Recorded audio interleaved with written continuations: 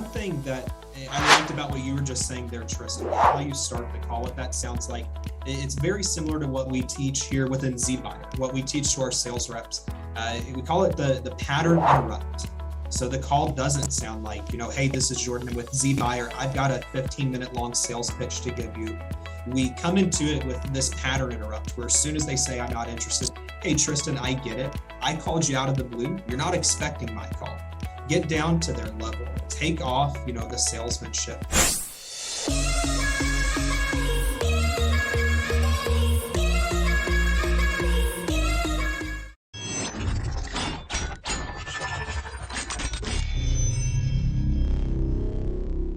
So our competition, our direct competition, Redfin, Zillow, and all these other guys with Realtor.com, they're spending money here. But where we win is if we go into the niches, into the long tail keywords, right? So here, I wanted to show you that. Let me go back to this, because as soon as the ad pops up, I click on it.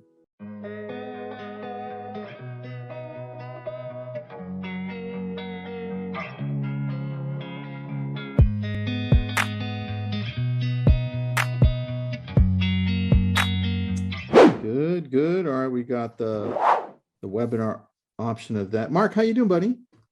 Dude, doing swell. Did you call any leads this morning? Actually, yes. And I have a showing later today, and I got more calls actually after. And I am not failing to prospect or lead generate. Nice. And did you call any zBuyer leads? Not yet. But our ISA probably is right now as we speak. Nice. We've also got one there too. All right, everybody, welcome back. We're going to be talking to Jordan at zBuyer. You can see the Z behind his head, which is a really cool logo. Jordan? Yeah. I love that, dude. It almost looks like a 7 and then a 7 upside down. I know. It's kind of depending on how you look at it. It takes on all different kinds of shapes and meanings. I dig that. Mark, what do you think about that? I love it. It beats mine. Mine's a blank wall. Yeah, you need a zBuyer logo on that. I'm thinking about getting like a crocodile print. I might have to get you Tristan, something. Give me something. I'm thinking about doing like an accent wall, like crocodile, or like snakeskin or something in the back. Okay. Fake for people who are wondering. You should have, and then we'll get into it. But you should have. Do you remember Crocodile Dundee? Yeah, of course. Okay. Do you remember when he goes, "That's not a knife. This is a knife."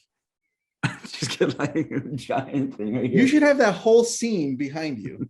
This is a knife, and that would be hilarious. All right, everybody, let's get into it. Let's start this off by me sharing a screen with you on a question we asked in LabCoatAgents.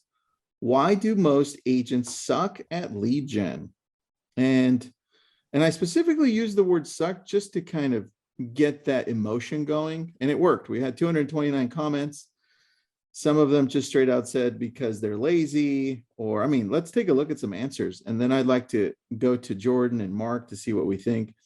And some people chimed in and had some great responses, like Bill Pipes. I don't know if you guys read Bill Pipes' response, but it was good. Let's take a look at some few. They don't know of the various systems that exist and how to connect them together to create automated collaborative systems of cause and effect. Then you've got Jason, our friend. He says inconsistency number 1, specifically bouncing around testing lead sources. Secondly, not understanding how sales funnels work. At the top, you need different fishing lures to catch different fish. Once you hook them, you need to then learn how to reel them in. This guy loves fishing, I bet, which would be known as lead conversion. Too many agents try to convert at the top without getting credibility. Let's read one more. Let's find one that had quite a few. This one's good. 15, not too bad, right?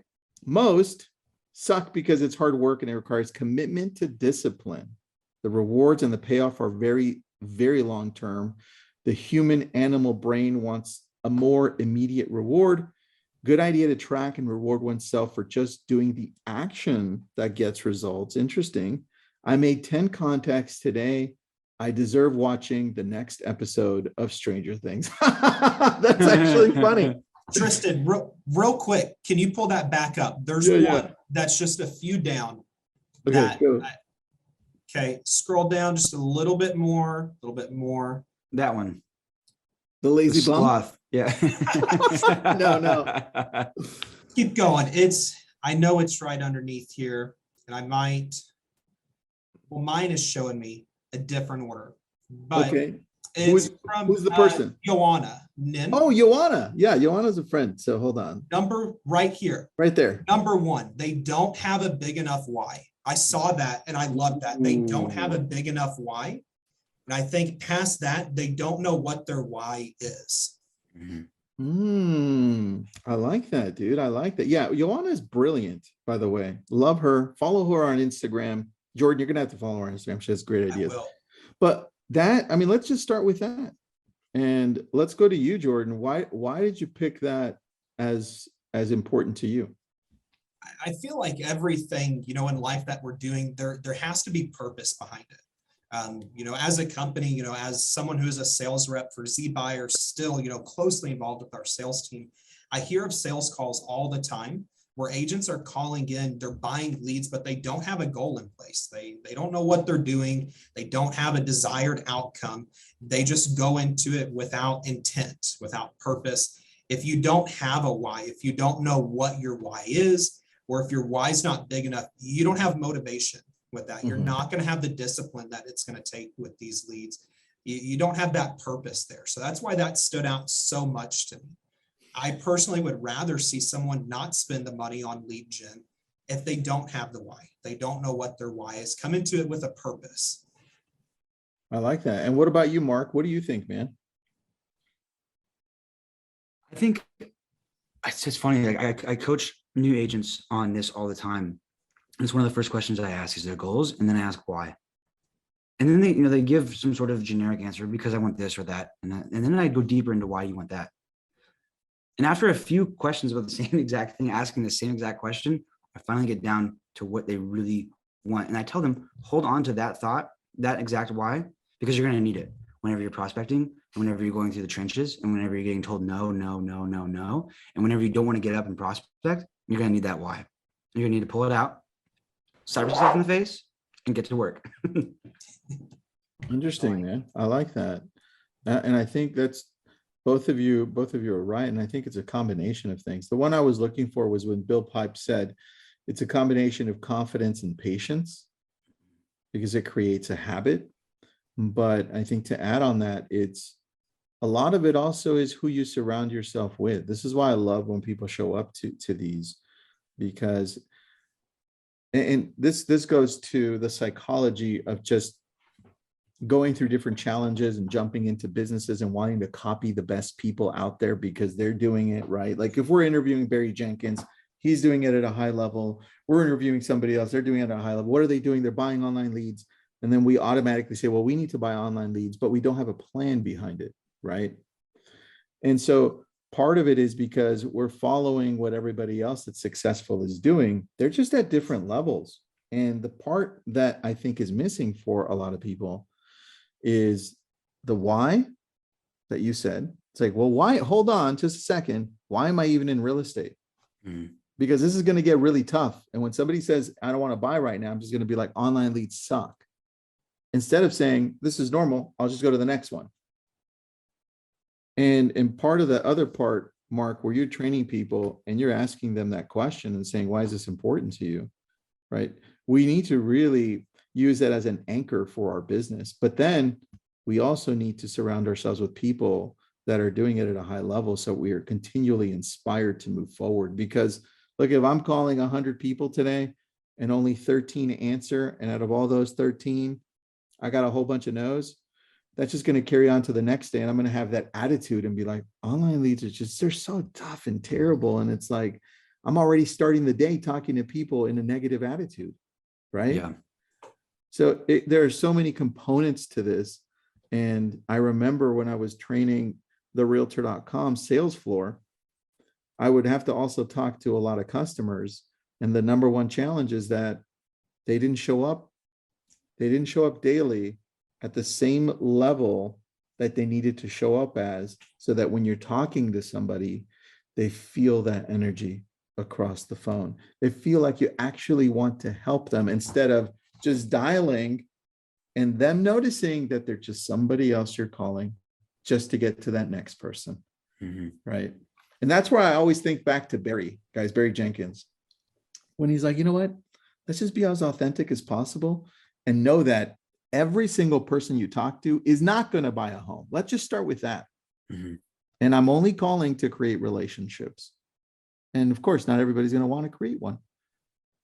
But all of a sudden now, if you change that, you start approaching this business as a career. And I think that's the challenge, man. Most of us just see the closing at the end. It's like closing. I want money, right? That's the biggest challenge. What do you guys think? Yeah, I think money is just such a surface thing, because if you ask yourself, okay, why do you want money? Okay, so I want to have financial freedom. Why do you want to have financial freedom? What does that look like for you? Does that look like 2 vacations a year? Does it look like dining at a certain restaurant? Does it look like maybe putting your kids through a different school? Maybe supporting your wife, your husband, your mother-in-law, your mother, your father-in-law. What does it look like? Why do you want to have money? Why do you want to have that financial freedom? Because if you just say money, it's such a surface thing where you'll burn out. You'll burn out from just that reason. But also, Tristan, it sounds like on top of that, it sounds like besides just the commitment, confidence, and the experience, it really sounds like what you're saying is it's really big on mindset. Yeah, it always is, man. It always comes down to it. And if your systems are broken along the lines of talking, having that conversation, knowing what happens next, right? And then following it up long term, if that system is broken, that's going to kill your mindset, because every single lead is going to suck, right? And so, Jordan, I don't know if you want to say anything, because I'm about to share my screen, unless you have something to say. Go ahead. Share your screen. I'm curious what you've got next. All right. So I've got this process that we use, and some of you that are watching are probably going to want this. So just ask for it. Our online lead follow-up. This is a very generalized version, even though it looks detailed. Okay. I'm going to zoom in. So we've got online leads, zBuyer, Google, Facebook, wherever they're coming from, right? We have a process so you understand how the process should work, so you know what happens next, right? Facebook, Google questionnaire, they answer, and I'm sure zBuyer also has some answers, right, to our questions, which we get, by the way. All of our leads have those answered questions. They dump into our CRM. In this case, it's Follow Up Boss. You dump all of our leads into Follow Up Boss. That's where Mark and I call them. And then they're retargeted through real estate ads. We need to know what's happening so that our agents know what they need to be doing. Now, here's where it splits. Our agents or our ISAs are doing this as soon as the lead comes through. There are 5 things that they're doing, right? And if the agent is doing it, well, here's this specific process. I don't care what the conversation sounds like as long as you're authentic, but you need to do this, right? You're going to call within 3 minutes. If they don't pick up, after that, hang up, call again, leave a voicemail, text them, email them, and then send them a nudge text at 20 minutes later if they don't get back to you. Next, at the same time, we have our automated process. If it's Raya through Ylopo, great. If it's an automated process through Agent Legend, awesome. Whatever that looks like. Once we reach them, then they get into these categories. And I'll go through them with you. Well, let me just zoom in a little more. So AB means they're ready now, whether they're A means they're pre-approved all cash, or B, they just want to look at homes. But it sounds like when Mark or I qualify them, like Mark, like the time you met that lady at the $10 million home, all cash, you verbally qualified them, then they closed a month later. You never really pre-approved them, but they bought a home for $10.5 million all cash, right? Yes. Online lead. Yeah. So A, yeah, it was a good time. They're ready. This is what happens. Now, C, they're 3 to 6 months out. Well, this is what happens next. And D, 6 to 12 months out. This is what happens next. This is what a lot of people are missing in the process, just to fully understand what happens. Like, what is happening as soon as an online lead comes through, right? And part of that is just missing completely, right? So on top of the confidence, right, mindset, on top of buying the leads that we're paying for monthly, there's just no systems. In terms of the confidence part too, for those who are thinking about starting, with the online leads, and you're kind of nervous about not having the confidence because you don't have any experience in it, that's literally what it takes, is just practice. So practice makes perfect, right? And it'll get you that confidence. So just start now. You really know the best time to start was yesterday. So start today. Absolutely. I had a conversation with one of our members a few weeks back. It was someone who was looking to cancel their account. They were a new agent. They'd only been with us about 2 months. And they just flat out said, I'm scared of being told no. I don't want the rejection. I don't want to be the realtor that's calling and, bugging them. And I said, that's, the mindset you have now, but let's talk about, what mindset you need to have to be successful. Every no is going to get you closer to a yes. Every no is the opening of a relationship. It's the opening of a conversation. So don't look at the no, but look at where you can go after the no. No, you're not looking to buy right now. You're not looking to sell right now. When are you? It allows the conversation to progress. The no is just the initial reaction. It's not the end of the relationship. It's not the end of the lead. It's not the end of the conversation. It's just a step in the process. I agree, man. I think the part of that's a challenge for most people with that process is that we're still using the scripts from 1990, 1970, I don't even know when. And it gets hard if you put me in front of scripts that say, hey, and it sounds like, hey, Jordan, this is a business call. Do you have 5 minutes? Right? I sure that's so hard because it's so not natural. And so I think the more we approach it as humans, right? This is why I love the whole relationship aspect to this, where we're calling to see how, look, I say, hey, look, just make the damn call. Just try to connect. There's no selling. There's nothing. Just see where this goes. And the more nonchalant you approach this, the better. So if it's an online lead that comes through, Jordan, the conversation sounds like, and this is typically what it sounds like. I'll be like, hey, Jordan, this is Tristan. You just visited our website. How are you doing today? And they're like, yeah, well, look, I was just looking. I'm just looking, right? I'm like, don't even worry about it. Like, we're always just looking. I was literally just looking yesterday. I sent my wife a home that we're probably never going to end up buying, but it's on the beach. It's like $30 million. And I'm just looking too. So don't even worry, Jordan. And then they're like, oh, okay. And then I say, so look, I don't want to spam you. I don't want to send you homes that you're just not going to want to see. What are you looking for? And that just sounds so much easier, and just you're allowing me to connect with you, because now I can feel like you're not in it for the money. You really just kind of want to see how you can make my experience better on your website. Yeah. And that's it. Mark, what do you have to say about that, buddy? Yeah, I think that's fantastic too, because we all have to remember that we all get sales calls, even us as realtors who are in sales. When we get like a robocall or a sales call, our immediate thing is to get off the phone, right? Can I agree on that? Yep. So coming from a place of providing value, and coming from a place of removing yourself from being on two separate platforms from each other to being on the same platform together, is so important, especially with something like this. With what we do as realtors is help people buy and sell the most expensive and their asset for the rest of their life. Yep. I agree, man. I agree. Absolutely. One thing that I liked about what you were just saying there, Tristan, how you start the call, what that sounds like, it's very similar to what we teach here within zBuyer, what we teach to our sales reps. We call it the pattern interrupt. So the call doesn't sound like, hey, this is Jordan with zBuyer. I've got a 15-minute long sales pitch to give you. We come into it with this pattern interrupt, where as soon as they say, I'm not interested, hey, Tristan, I get it. I called you out of the blue. You're not expecting my call. Get down to their level. Take off, the salesmanship. I'm calling because I have a product. I think you can need it, but I want to find out what your needs are and see if this matches.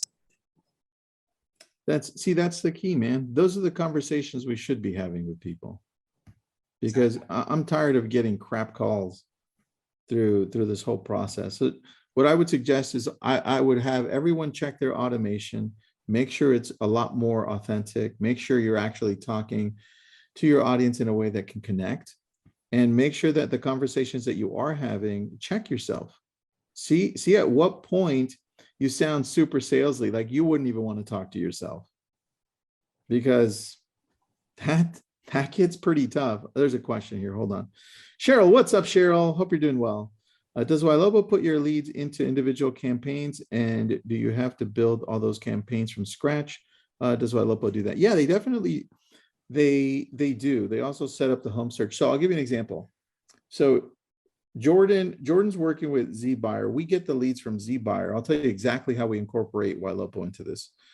zBuyer leads come through, and they're thrown into Follow Up Boss, and Follow Up Boss then issues a specific email campaign, as well as they go into our system, so they're retargeted on Facebook and Instagram through Ylopo. And then Mark or myself or one of our ISAs is also reaching out to them. And if the zBuyer lead comes back and starts looking at property in between us not being able to reach out to them, that's where the automated AI, the artificial intelligence for Ylopo, says, hey, this person over here from zBuyer keeps on coming back, so I'm going to engage with them and just ask them how their home search is doing, right? And that's why it's so important to have all these pieces together, right? And that's why I went through that whole process, so that you could see what happens with a zBuyer lead and where most of the fall-offs are. And the fall-off happens in the consistency or the lack of consistency, right? And the lack of the right messaging to connect with people.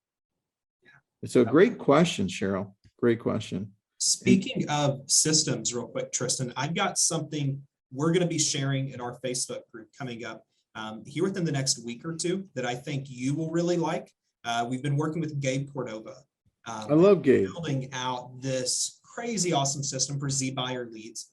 And kind of the quick rundown, Gabe's purchasing in multiple states, multiple different counties, using Ylopo, also using Follow Up Boss. So through a custom Zapier setup, we're giving custom source names. We're adding custom tags to the leads. We're then pushing the leads into custom fields and showing everything that he's done within Follow Up Boss of how to differentiate these leads and some of the campaigns he has with Ylopo. I love that. So give me a week or two, and that'll be up.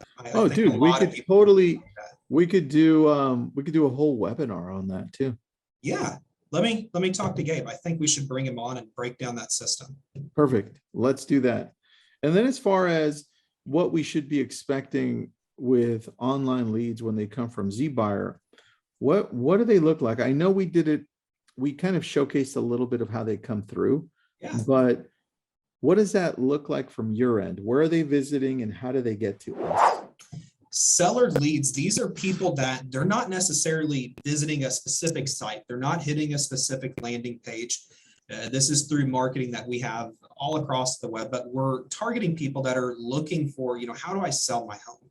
And what's my home worth? Those certain types of searches that are then connected to all the, lead gen feathers, I like to say, we've got across the internet. Some of it's, the secret sauce to zBuyer.